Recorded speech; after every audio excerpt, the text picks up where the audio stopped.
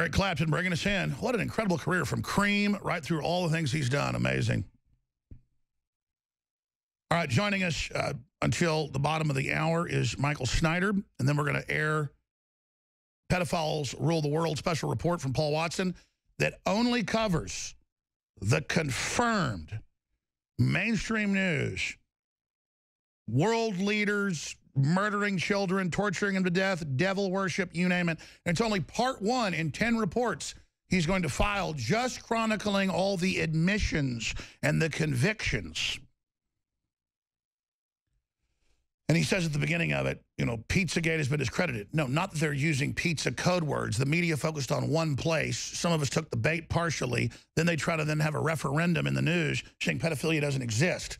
Well,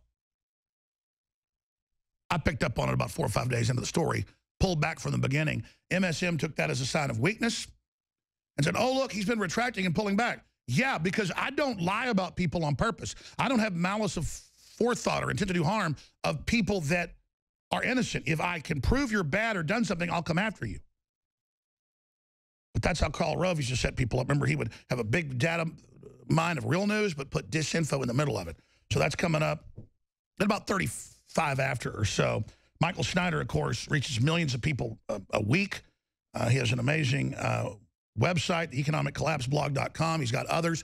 And he just takes all the news, all the intel, mainstream news, alternative news, legislation, video clips, and weaves them together so that you can get a picture of what's coming. And he's been laying out the trigger in the Middle East and Syria, the trigger in the South China Sea, the trigger where the Democrats trying to push COG, and that mainline analysts across the board are saying this is how world wars start. And I had Dr. Paul Craig Roberts on, former head of policy at the Treasury, part of the big fall of the Soviet Union, negotiated that, really smart guy, concurring that this is the most dangerous time ever for humanity. Rand Paul's saying that. We've had so many others on breaking that down. This is such an incredible time with all of this. And then to see them trying to kill Trump's global recovery initiative when globalism is meant to make you poor. Well, true nationalism coming back will make everybody wealthier. It'll create competition and not let the elites fix prices and, you know, lower wages. And to see the left cheerleading and Schumer, I'll play the clip in a moment, saying that Trump's like a, idiotic 98-pound weakling before the Chinese, to see how un-American they are and to see them rooting for our fall. I wonder what's going on with some American people that buy into this. But here's the news. We know the polls are fake. They've always been 15, 20 points against Trump. So Trump is still very, very popular, but he is now faltering with the neocons he's put in the military positions. I was hoping they just followed neocon orders. They're continuing all the neocon stuff now that this batch of generals got in. And they are just full steam ahead with rack and ruin, ladies and gentlemen. So here to talk about the nightmare scenarios, not to fearmonger, but to let the public know what's happening to turn this around, is Michael Snyder. Michael, wow, what a time to be alive. Oh, definitely, Alex. And actually, I'm more alarmed now than I've been in well over a year. The situation, the global situation with Trump, we thought it was all going to be about domestic policy, about the economy. But instead, foreign policy is becoming front and center this week with the situation with North Korea, where CNN says a White House official said time has now run out on the North Korea nuclear program, and that they said all options are on the table. And this is a phrase that has been used repeatedly by members of the Trump administration. And basically what it is, it's a threat of war to North Korea, saying, if you keep trying to get an ICBM, which could hit the United States, we are going to strike you militarily. So they are openly threatening North Korea with war. Of course, Trump is meeting with the president of China this week, right here at the end of this week. And China is going to try to buy some time because they don't want the U.S. to strike North Korea. But people need to understand, this isn't like Afghanistan or Iraq or Libya. It's a totally different animal. Because North Korea, they've got the 4th largest military on the entire planet, and they've got nukes. They've got nuclear weapons, and they're not afraid to use them. And they've got brainwashed fighters that we learned about in 1950 that will do whatever they're told and fight to the death. They do. I mean, this is a society, they're absolutely obsessed with the destruction of the United States. It's one of the central pillars of their society. And so if we strike them, if we were to go to war, and Trump, a lot of people are used to politicians making pledges and promises and threats that they never carry out. Like Obama, he would threaten other nations, but then actually never do anything. I believe that Donald Trump means what he says. And so when he says time has run out, all options are on the table, I believe that he's actually considering a military strike on North Korea. Now, well, they've said they are. They've said they are. And top generals have said it may be the only option. And I understand even what they're saying.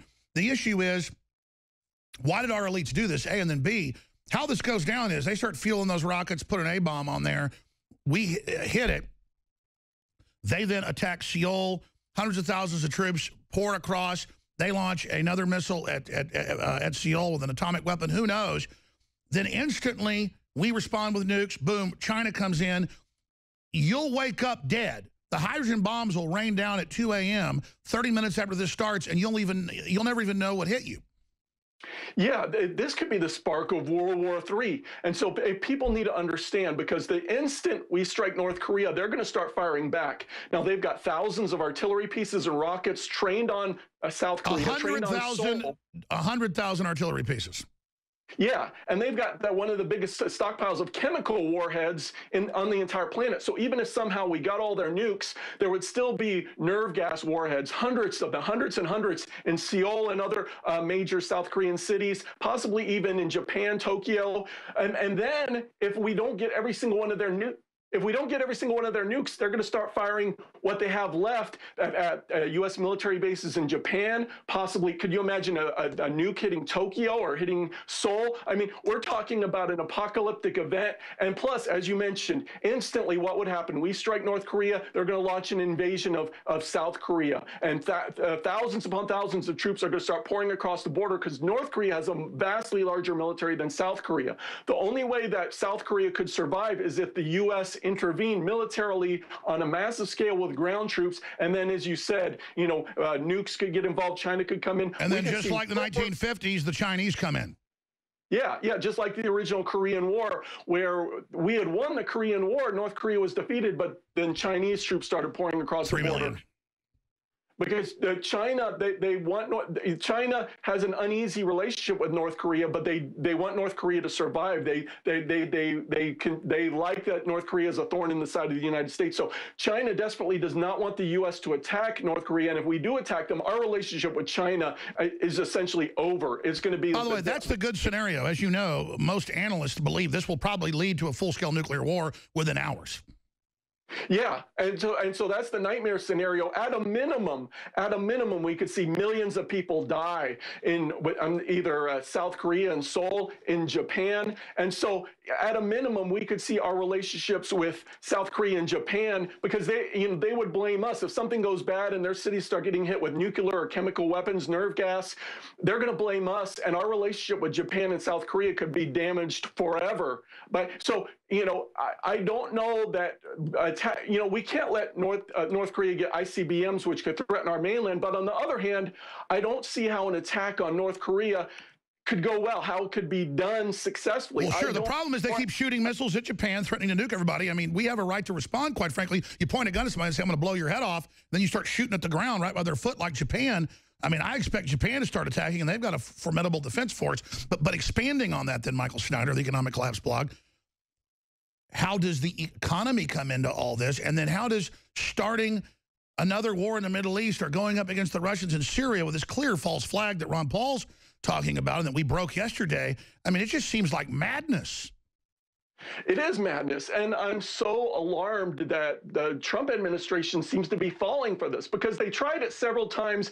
The rebel forces in Syria tried this several times while Obama was in office, a false flag, a chemical attack against their own people to try to get the sympathy of the world, to try to draw the United States into the war in Syria. And Obama, protested, but he never actually committed our forces there. But I guess they figured it was worth a try with Trump, and Trump appears to be falling for it. And it deeply alarmed me when Trump got up in front of the press and he said, hey, for me, that crosses many, many lines. In fact, he said that goes beyond a red line. Well, at the same time, he's criticizing Obama for saying red line and then never actually doing anything. I got to tell you, he's got these generals in there who I I just don't want my kids to die. And I get we've got to be strong to China.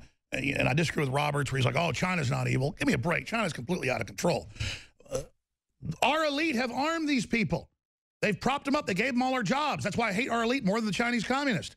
I'm just sick of it. Why create this world? I've studied everything they've done, and it's all self-serving crap for bigger mansions and then endangering the world. And then when these forces come together, the very people that put them into motion stand around like our heroes wanting the end of the planet so they can act like they've got the biggest, wee-wees. I mean, I'm just tired of it.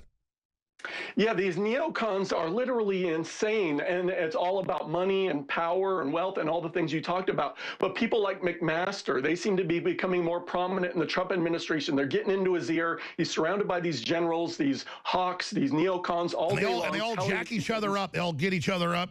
Sir, we've got all these secret weapons and all this ready. It doesn't matter. If 2% of the Russian weapons get through the Chinese, we're all dead. You can't do it. And all, oh, man, I'm so tired of it. I mean, it's just, I'll just say this then. If Trump's going to do it, he should just pre-strike them. I mean, that's the only chance we've got. If he's going to be psychotic, then hit him first, like Curtis LeMay said. Should have done this a long time ago, though.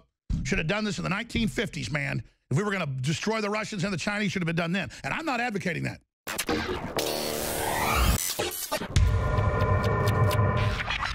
Look, I'm not going to sit here and say, see, I told you so, that communist Chinese-style net censorship was coming to the web, because it's already here.